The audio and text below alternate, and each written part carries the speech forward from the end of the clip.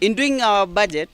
it has not been an easy task because the executive has not cooperated at all. We've requested for a number of information documents from the executive side that was supposed to assist the members of the county assembly in finalizing on their budget, but this has not been forthcoming because the CCs are telling us they are under strict instructions from the governor not to give any information, any documentation that is being requested by the members of the county assembly. And for that reason, we've agreed as an assembly that we'll be writing to the controller of budget,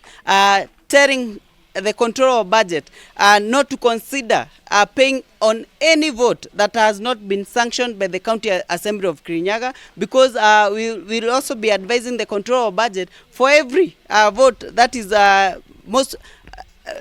for every vote, like the NAGRIP project that we requested the CC Agriculture to bring a breakdown of the various proposals and projects that they be doing with the 200 million shilling before they pay, before they clear. They should get a clearance from the assembly, that is an approved draft from the Ministry of Agriculture, approved by this assembly, and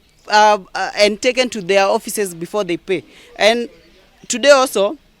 we requested for documentation on previous expenditures that was under the Ministry of Finance, but the CC Finance never brought the cash books. We requested for status implementation reports from the Finance Department. These never came to this assembly, and it's too unfortunate because we were never guided maybe to know how much they've spent, how much they need to complete these projects. So